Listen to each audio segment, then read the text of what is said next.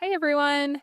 This episode of EDUCAUSE Shop Talk is about collaborative cybersecurity and how higher ed institutions can share the responsibility of cybersecurity across stakeholders and business units. We had a really great conversation with Isaac Galvan and Justin Gatewood about a number of things related to collaborative cybersecurity, how it's related to dialogue at the institution and changing user behaviors, how risk management is really the main goal of collaborative cybersecurity, and how it's important to share the ownership of risk across business units, how we can work across departments, that security becomes really foundational. People are asking questions about security in the same way they might ask about a budget. And really how this all ties back to larger conversations about institutional mission and change management. It's a really great conversation. I hope you enjoy it. This is part of the EDUCAUSE Showcase series resources. We have a webpage and a series of other resources at EDUCAUSE as well related to collaborative cybersecurity. So check out this Shop Talk episode and go to the link in the show notes to experience the full showcase.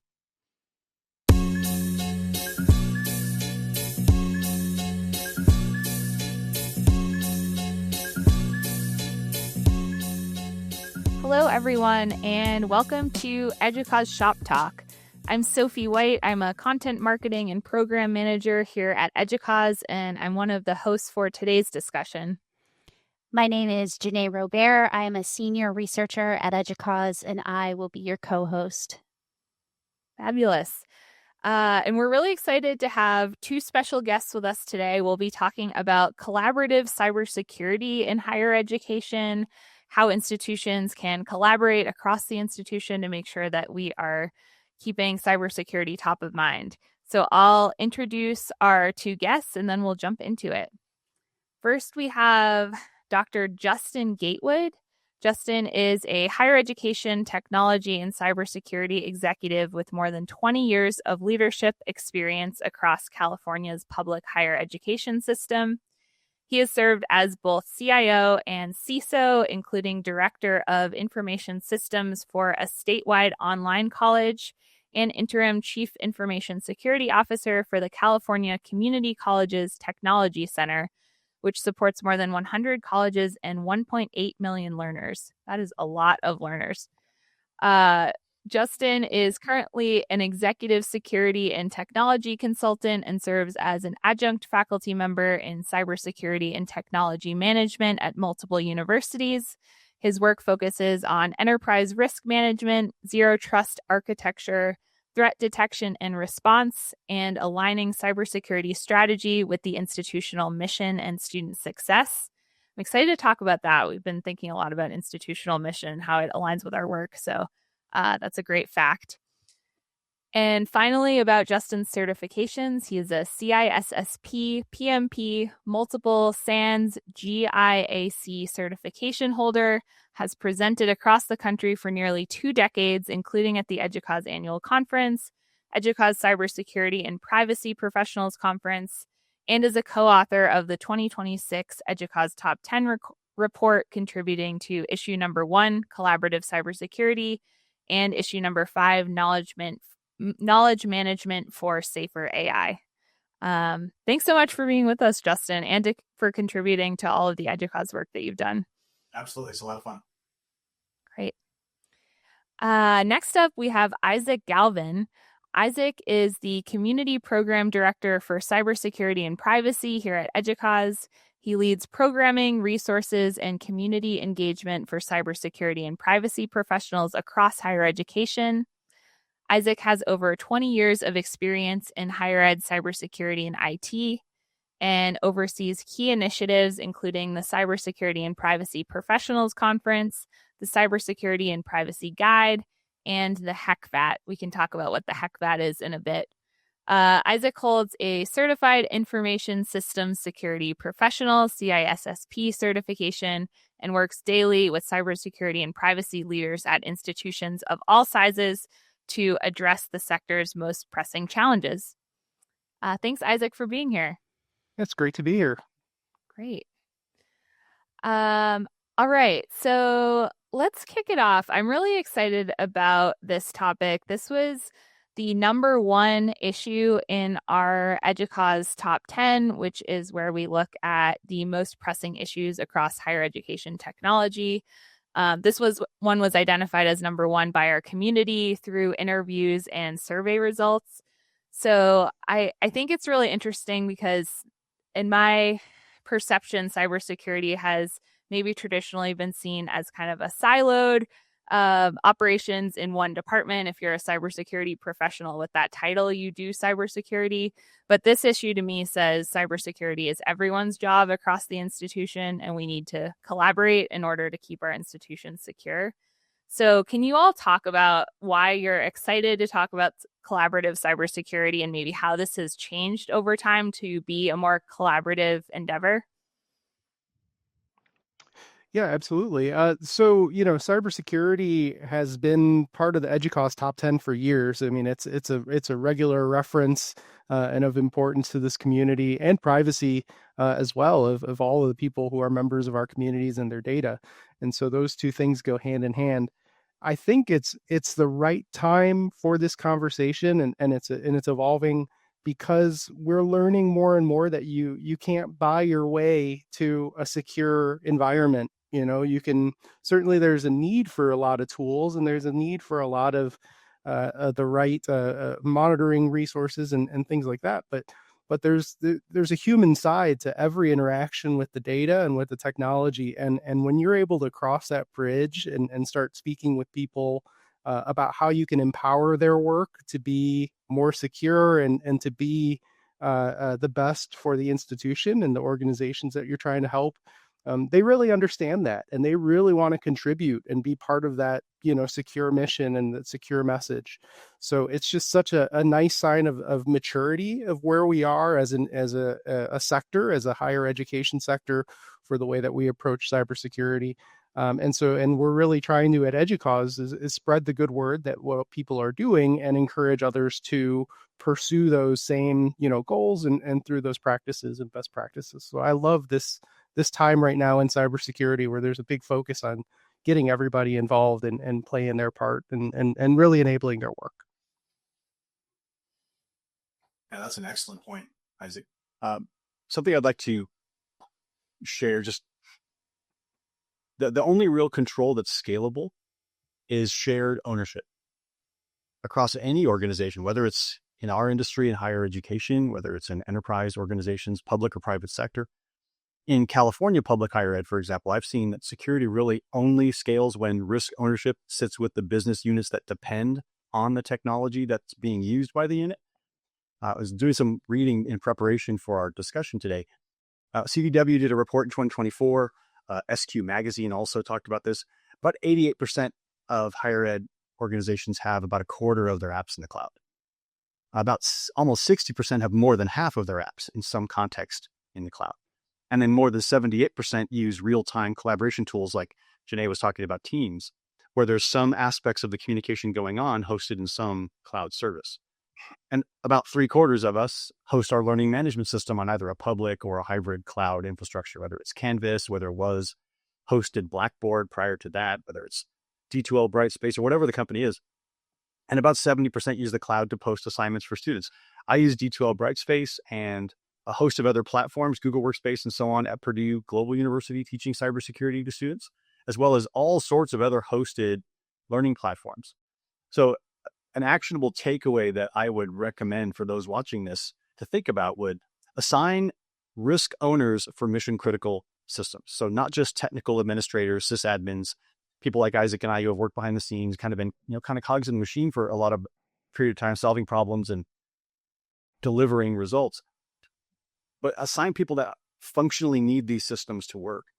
The higher up the chain in that functional area the risk owner is assigned and agree to be assigned to that position, the better the outcome is likely going to be, because you're going to be collaborating with them as we talk about the topic of collaborative cybersecurity and be demonstrating to them the so what. So it's great to say, well, yeah, here's the NIST requirements or the CIS controls or the SANS incident response framework or whatever it is. You've already lost most of the people in the room when you mentioned those things. But if you say, well, here's the reason why we need to ensure the student and faculty data in the LMS are appropriately controlled and protected from those who shouldn't have access. And you can just talk about it in business terms rather than technical terms. And that's when it becomes much more scalable and shared. I love something you said there, Justin, about controlling who has access. And I think that just extends the, as we look at how higher education works, our users typically have a lot of access. They have access to data, they have access to sharing, they have access to systems. And while we really try in cybersecurity to preach the minimum access, right? Like have the minimum necessary access for your role, your job, and zero trust implementation. We're still working there. We're still working to that progress of having configured environments where users can't get themselves into trouble. But we live in this environment where you said shared ownership.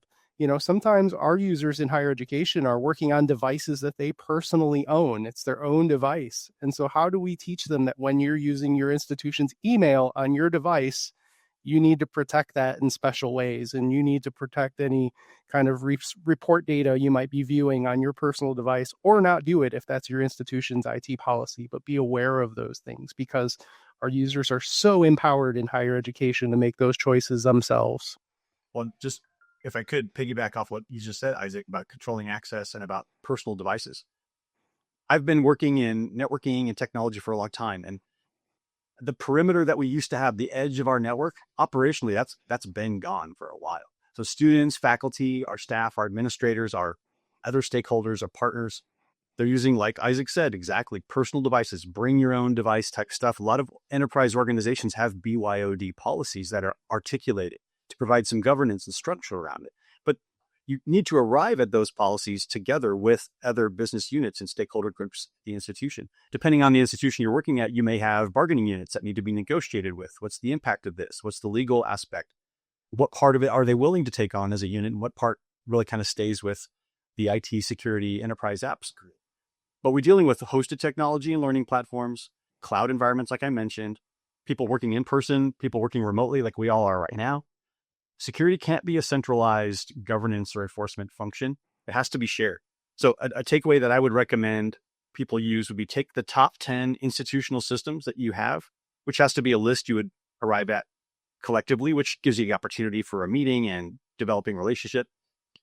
And relationship is where you develop influence, which is where things happen. So map the top 10 systems you have, identify which ones operate outside of your traditional network perimeter. And just start with a list of 10. You likely have more than 10. I remember mapping inventory at one of the community college campuses I worked at just out of curiosity. And we had 114 different systems. And that's at a relatively rural California community college in the high desert of Southern California. So imagine what it would be like at a bigger university. And especially when you have large grant-funded research operations going on, where you have a single academic area doing significant global research with millions or sometimes even billions of dollars in grant funds coming in from various sources. In and of themselves, they likely have that much stuff going on. So it has to be a conversation. I appreciate that lens of kind of the evolution over time. We touched on this, I think, in a previous episode of Shop Talk when we met with Mark McCormick and Krista Kopp about top 10 in general. And I had kind of made a little bad joke. All my jokes are bad, let's face it. But I had made a little joke about, how could in the top 10, we pretty much always see cybersecurity. I think Sophie had mentioned that. So what if we all got together and said, look, we're going to concert our efforts. We're going to make sure that cybersecurity is not a top 10 next year. Like, we're going to solve all the problems. Could we do that? What would that look like? And I think it was Mark who made a great point about it'll always show up because it's always evolving and the technology is always evolving. And so even though we always see it in the top 10, we always see it from a slightly different angle. So that kind of like evolution of cybersecurity over time is really helpful to think about. And then I think not surprising for all the reasons you mentioned, that this year's angle or lens or view on it really is about that collaboration among the people. But I can imagine it makes your jobs so much harder in cybersecurity that it really depends on bringing people along and collaborating with them, But because it's this sort of ever-present element to the work that we do, perhaps people kind of place it in the background noise of what's happening at the institution, as opposed to centering it as something that's an essential element of daily work. Is that kind of a challenge that plays out for you? I think there's two ways I've seen this approached in institutions. I mean, there's probably lots of ways, but two that come immediately to mind. And one is, the security team, if that's the CISO or whoever's helping to design the standards and practices, they need to go meet with the people where they're working and see a bit about their desktop, see a bit about their environment, the kinds of papers and communications they have, and just learn, and make sure that their security policies aren't impeding their work. So that's a huge part, is being visible and present and able to answer questions. The CISOs that I talk to who have the best compliance and participation from their researchers are the ones who really take the time to walk around and just make themselves known. They don't have to buy everybody pizza, but you can, just if they know who you are, they're going to remember that. I think another fantastic way to share some of this responsibility and concerns with more members of our academic community is a lot of institutions are implementing a cybersecurity champions program or a liaisons program, where people who don't necessarily have an IT role but are still very interested in cybersecurity and online safety and sharing that message get that opportunity to interact with their security leadership, to maybe get some recognition for that, but also crucially to spread that message in their community and to be their office person, that when a new security policy or something is coming down the line, they could be the question or the help to answer questions or to help their coworkers recognize the importance of what that is, because it's not just an IT role anymore. So that's really what we hope through some of this communication and the evolution of how we treat higher ed, cybersecurity and privacy. Well, I completely agree with that, Isaac. I would like to frame it this way: security is really a change management challenge, not a technical issue. I studied organizational change and leadership for my doctoral degree at USC. Fight on, everybody. And I've learned that security, I have to say that it's like a requirement, very internal Trojan thing. But so I've learned that security does really fail if it's treated as a technical rollout, like I was saying. It's really a cultural and behavioral shift. So something that I've taken on for myself and that I would recommend others consider thinking about is, before you launch any form of security initiative or something you have identified needs to change, ask what the behavior is that's happening at the organization that likely needs to change. And that can be arrived at through discussion with stakeholder groups, and should be. There should be agreement on, well, we should probably try together to change this behavior for our stakeholder groups, because that's likely where much of the issue may be coming from. What system or process that we have supported or have internally is reinforcing that behavior? Is there a way for us to address that in an institutional enterprise level way? And can we put some policy around that? And what should that policy look like? Because like Isaac said, going out and being visible, talking about the real impact to somebody's day. Because if you implement something security related that's hard or makes someone's day worse, they're going to find a workaround. They're going to become unknowingly an internal threat without doing anything necessarily wrong, but just by, well, that made my day harder, so I'm going to go this other way and figure it out in some other, and they're going to find a way around it. So I can't tell you how many times I found sticky notes under somebody's keyboard or in a drawer. I was at Barnes & Noble years back, and on the bargain shelf was Internet Password Logbook. It was like a little Moleskine notebook with URL, username, password, date change. It's like, oh no. I think that's a great way to frame it, as change management. And I'm curious, Justin, this is top of mind. Our last Shop Talk episode, we were chatting with a couple of researchers from the University of Maryland about change fatigue and how the rate of change has been accelerating, that teams are getting really exhausted at a systemic level. I'm curious, how do you manage in this really wild world that we find ourselves in, when people are getting exhausted by all of this change, but managing that change is crucial to support cybersecurity operations? How do you work with people to make sure that, the change is manageable in the midst of all of the other change that they have going on? that's a great question. I saw the discussion about about that on the previous shop talk. Thank you for sending over some of those preparatory materials. That was helpful. I had a fabulous mentor and leader that I worked for earlier in my career. And anytime anyone would ask for some new thing to happen, it was basically a prioritization task. He would say, here's what we're doing for all of you. And here's the new thing you're asking about. Which one of these should we pause or delay so we can introduce this one? So you have to understand capacity and workload is just a reality. And change management, project management disciplines help focus on that and prioritization. And communication, as Isaac was talking about, just being real, saying, hey, this is something that is maybe higher priority than some of the other stuff we've all been working on. And here's the reason why it's higher priority. Kind of the so what, why does that matter to me? And to your point, Sophie, is the change that we're talking about, behavior we're asking to be modified, the policy that we're asking to implement, whatever that is it important enough, if successfully deployed, to make a difference in everyone's day and improve efficiency, to reduce some of that workload? And that should be something we also consider when considering change, because we all get tired and exhausted and just kind of, oh, here comes another thing, banks, right? I don't have enough to do, right? That's just a reality. But if there's an important enough issue that's been identified to be a potential way for an adversary to compromise a system, or a way for privacy violations or compliance related things, that could be a reputation hit for the institution to happen. If you're, like I said before, if you're talking to some of these other folks around the organization around mission critical things, you've mapped maybe your top 10, you've assigned some of the people who really lead those things, maybe over in instruction or academic affairs, and they're leading the risk management approach. And then you talk to them about, we're thinking about making this change to the way faculty and student data is accessed because we want to make sure we have no FERPA violations or any other issues there. And we believe this is a way to do it. What do you think? And if they take ownership of that and start those conversations, so it has a lot more weight coming from like a associate provost of instruction than it does from like the CISO. Even though they're literally at very similar contexts, it's going to have a lot more weight coming from the place where that issue is actually being managed, rather than from some technical person saying you should do this.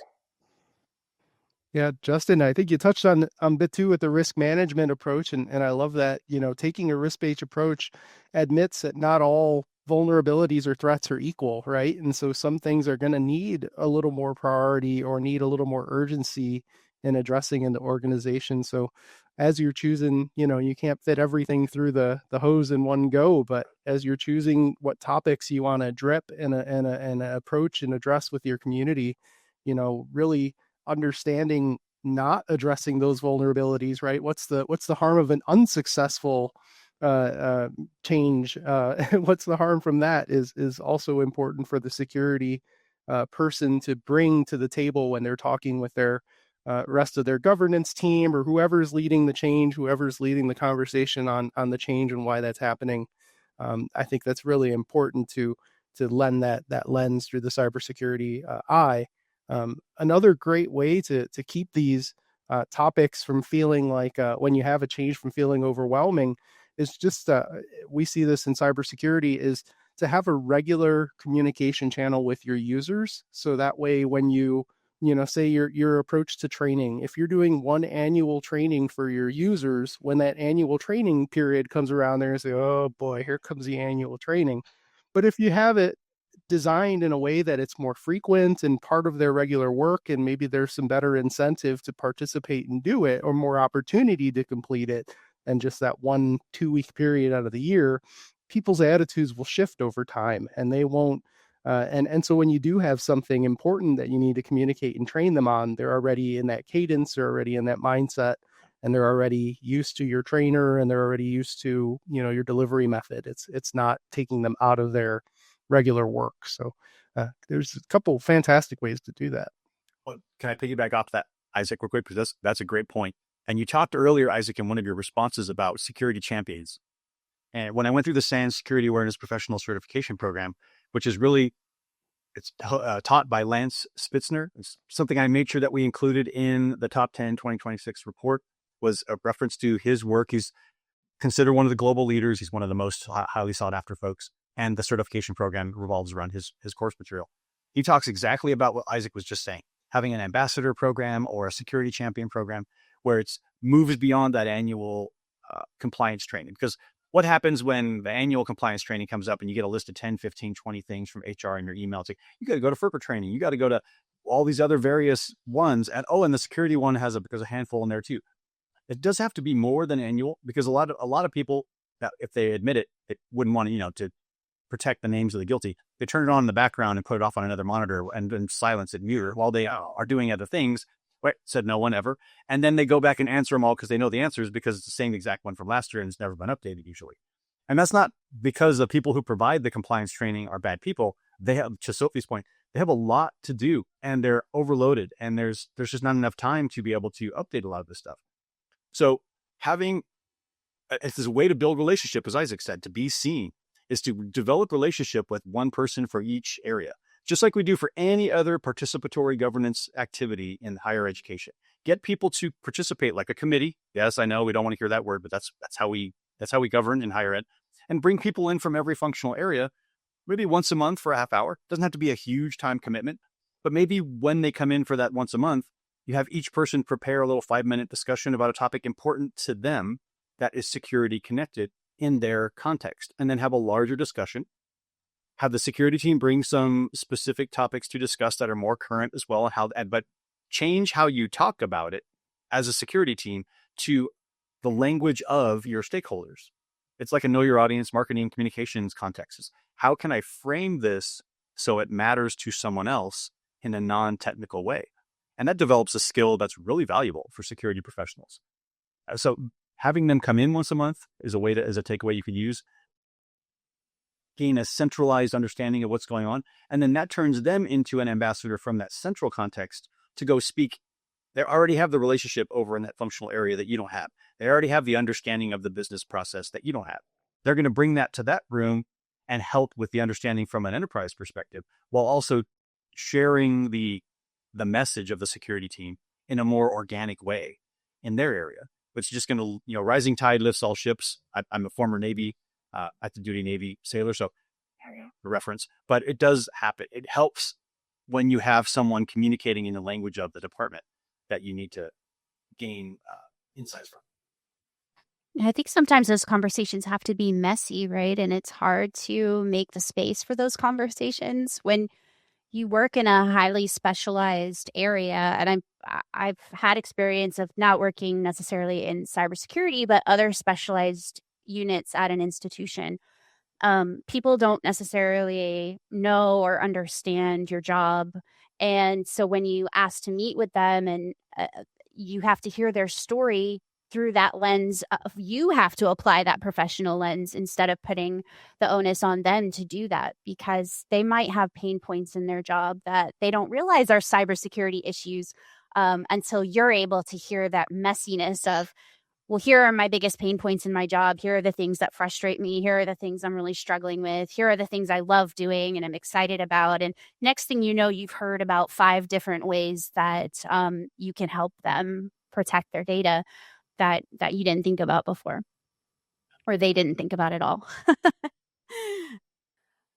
So I'm curious, Justin, you mentioned this so what a few times of how we frame the cybersecurity work we're doing in maybe larger terms. In your bio, you talked about connecting cybersecurity to the institutional and mission and to student success. Do you have any tips for how maybe for someone who doesn't have a strong understanding of cybersecurity, you might talk to them about connecting to these larger institutional goals? Student success, I feel like based on the work I've done, sometimes that can feel like more of a stretch if you're, a career advisor, for example, doing your day-to-day work, helping students, advising them on what their next steps are after the institution. How do you connect cybersecurity to that larger mission? Well, when you're focusing on the mission, and thank you for the transition there, you have to start with what the outcomes are that you want to achieve. What are the things, which is an organizational perspective, not a security or a technical discussion. What is the organization's goals? What are we trying to accomplish? What are the things we are measured against internally, externally, both?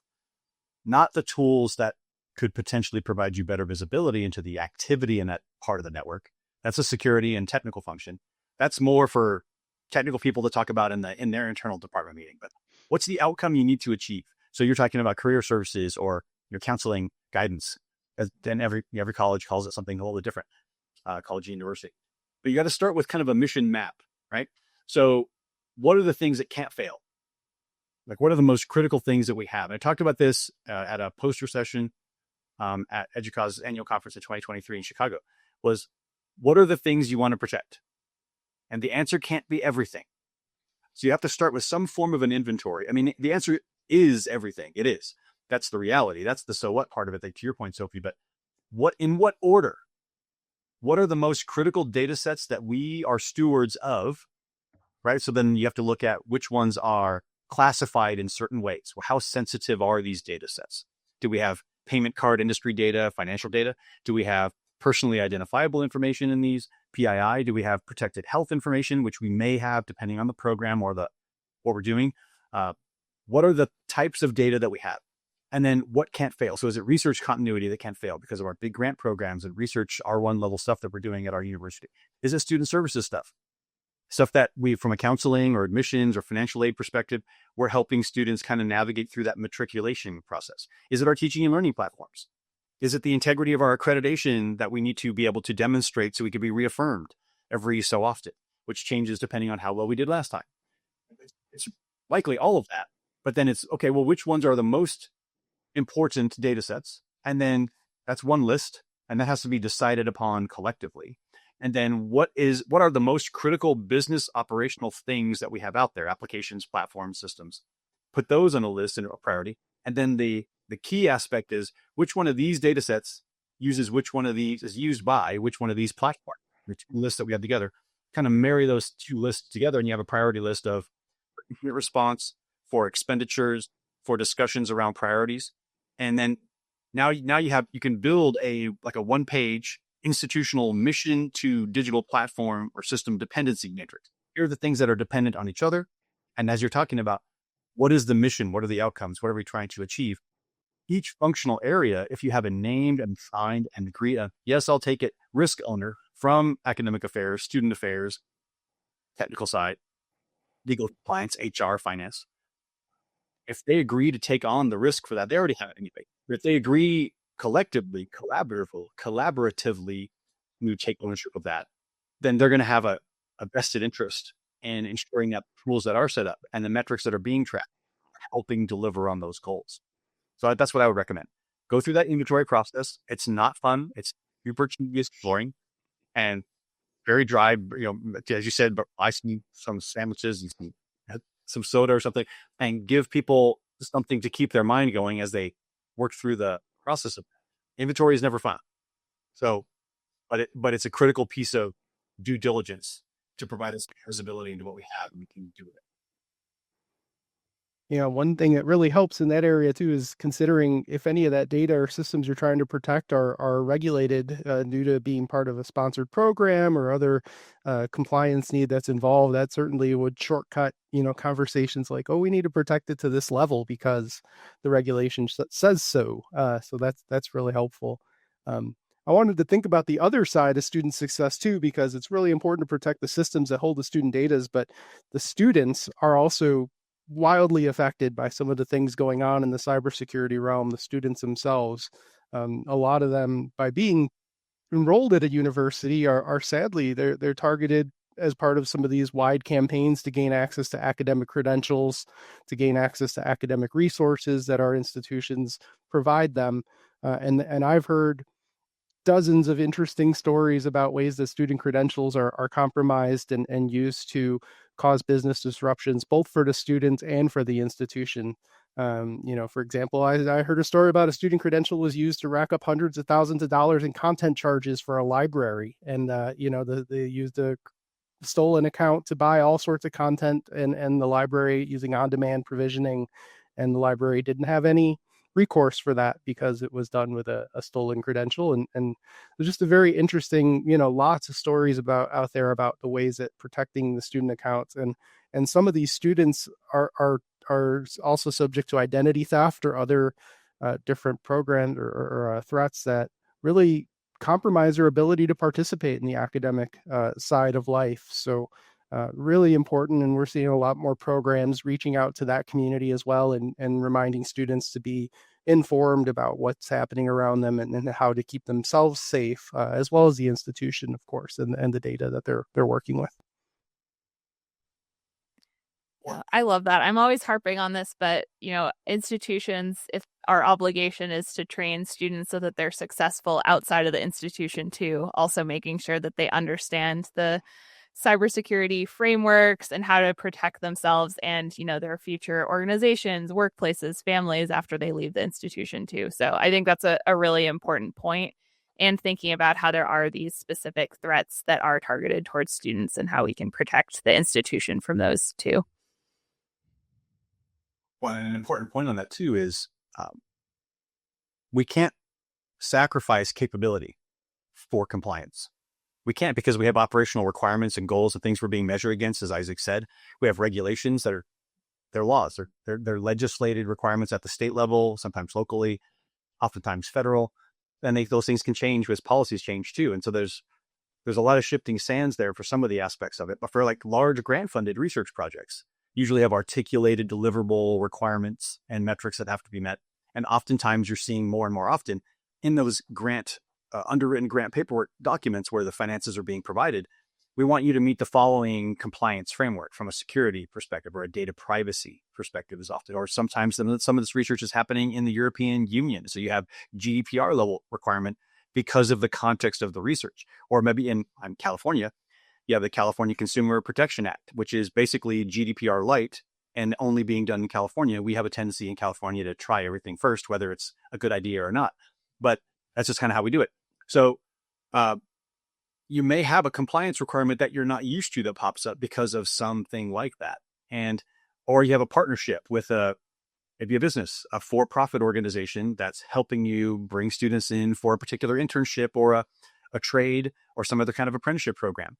And it's not uncommon for that data, that student data, to Isaac's point, to be shared in some context with that organization. Is there an assessment being done of that third party? Is there a risk management eye looking at that? Is there someone higher up in the organization? So something I want to reference as well, governance needs to follow the mission. I talked about mission outcomes before instead of tools. So if it's a mission critical thing, something that is tied directly to a goal, whether it's grant funded, departmental, institution-wide, you can't bury it in the IT budget as a line item. It's got to be aligned with the priorities of the institution. And that's one of the challenges that SANS has talked about this. People all over cybersecurity have talked about this. The CISO should not be a subordinate position because it has an additional letter to a CIO or a CTO. It's not subordinate to a CIO or CTO.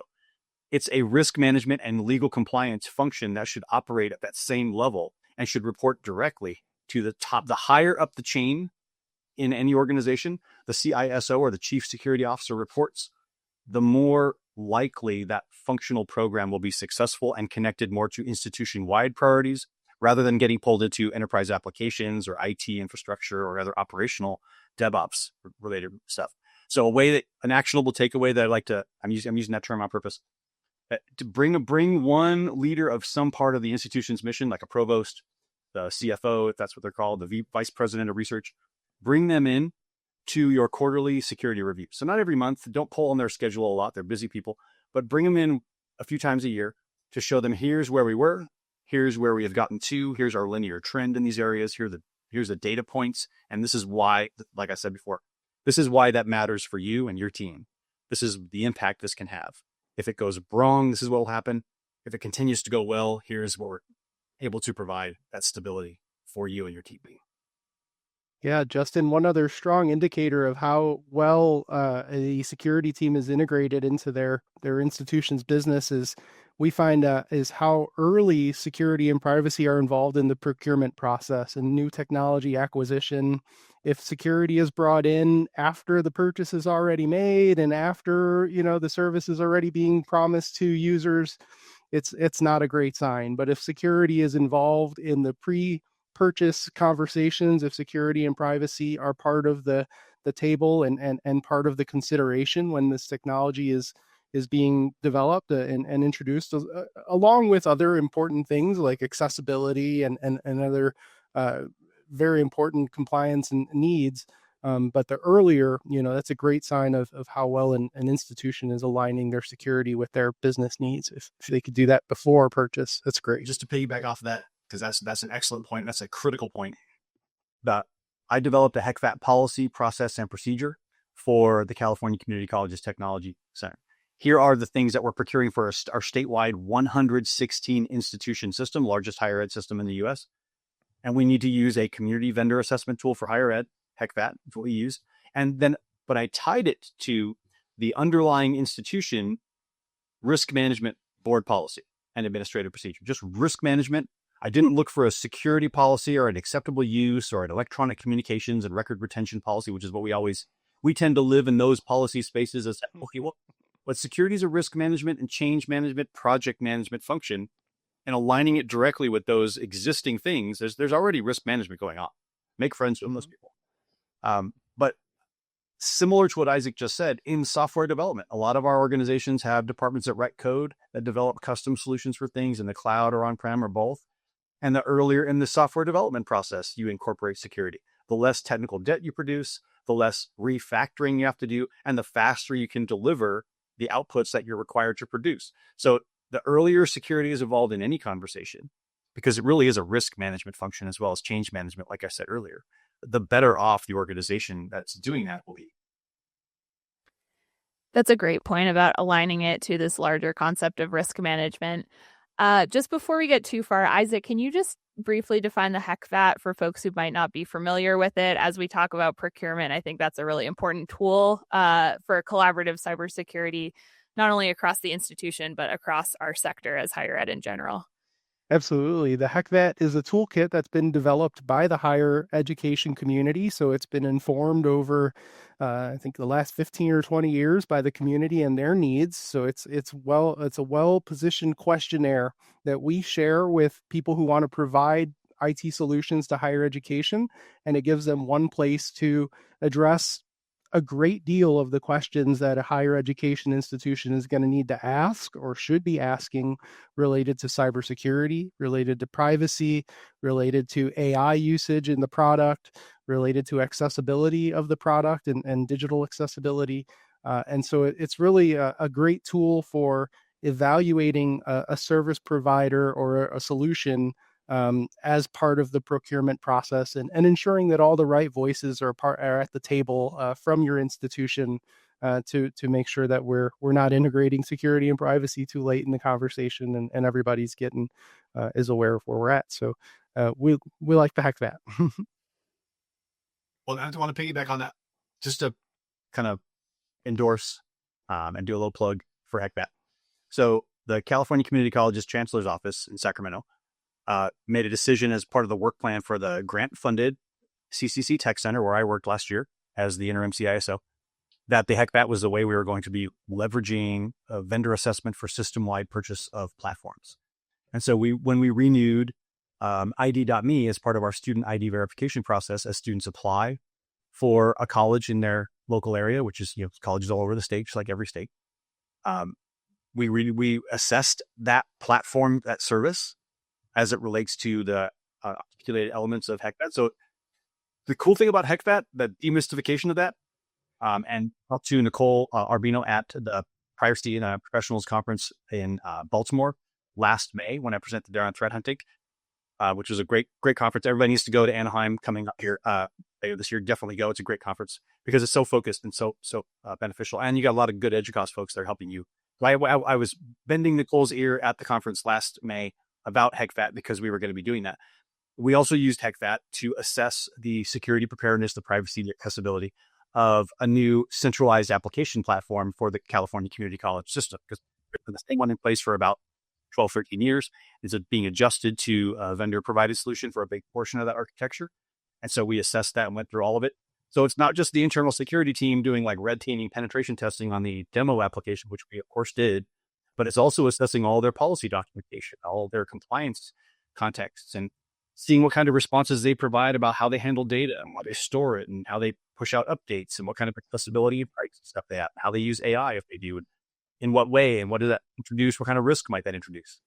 So it's fascinating to dig into the level of detail that the HECVAT takes you through. But the cool thing about it is the vendor fills it out. Mhm. It is a heavy lift to analyze it, but the vendor is the one that has the lion's share of the requirement. They fill it out. Many of them already have filled out one. Maybe version 3, version 4 is the one that's out now, but many of them have already filled out one. And so it's not as big of a lift for them to move in the direction of filling out a new one. So if you're watching this and you're someone else out there and you haven't tried it before, a lot of the vendors already have them submitted before, and it's not a huge lift for them to get one done for you. And then you just take what they've provided and assess it. And it's really, get a team, put them together. It's another chance for you to have an internal relationship building exercise with the security team, get some visibility, bring in some senior leaders, but do the analysis first, dig into the details, and then produce some findings and dig into those as a team. It's hugely valuable exercise. Yeah, I love how you emphasize that it's easy for institutions. It is a solution that for service providers, they should have to fill it out once with HECVAT 4 and be able to share that with any institution, and then the institution could tailor it to their own analytic need. Yeah, I think that's a great example just about how, sometimes these groups that maybe can be seen as antagonistic, you're, complaining about a solution provider not being secure or complaining about somebody at your institution not bringing you in. This can be a great exercise to just bring all of those groups together for collaborative cybersecurity, the name of this conversation. Well, we're getting close to the end of our time. I want to first point out that after 45 almost minutes of recording, I don't think anyone said the words AI. So that is a record for sure on this podcast. And to close us out, Isaac and Justin would love to hear if someone has listened to this and you want to make sure they walk away with one action item, the next small thing that they can do to move collaborative cybersecurity forward, what is that one thing someone could take away? I think just important to remember that security has to be a conversation, and that it's an ongoing initiative. It's not a one time in a checkbox, and you can't firewall every issue away, because people need to be able to communicate to do their job. So we need to have that ability to share with people the right way to do that, and make sure that they don't have too many roadblocks and obstacles to do that in the way that we'd like them to. No, absolutely agreed, Isaac. And so what really makes it last, I would say, is the amount of tools that you've deployed or dashboards you've spun up does not equal security maturity has been achieved. Sustained change of behavior is what actually makes the difference. So tracking observable behaviors rather than deployment of tools. So what's important about and what makes this last longer too is it becomes durable when your leaders around the institution start asking about your risk metrics as often as they're asking about the metrics for their own budgets. So adding security metrics, like I said, bringing them into quarterly reviews. And in my 20 years across California higher ed, the institutions that were maturing the fastest were the ones not asking who owns security, but shifting that to how do we share this? How do we make this a shared responsibility? How can we do this together? And one just kind of last thought I would say is pick something cross-functional this next quarter, somewhere where you've won, where you've collaborated, where you've achieved something together. A shared risk register could be one way of doing that, which is an approach. A joint tabletop exercise where you defined a scenario that what if this happened? What would we do? And bring other people into that conversation. A unified security intake process, like the see something, say something we have for our unified emergency management systems. But take that same discipline we all have on campuses anyway, for all the various kinds of emergency situations that can happen around campus, and incorporate that mindset of thinking into the way you approach security. If you see something weird, you get a weird, goofy email in your student account or in your faculty account, let somebody know. What's the intake process for that? Is there a unified place for that to happen in one team, one ticketing queue? And then what happens with that when it disappears into the black hole of the ticket queue? Is there feedback? Is there accrediting bodies want to see that? Do we have a feedback loop? Do we have robust dialogue? We've seen that in all of our accreditation documents. And then turn that into reports that you can produce that solve problems and answer questions for stakeholders around your organization. So get people asking about risk and security as much as they ask about budget, and you're going to win the the security maturity gain.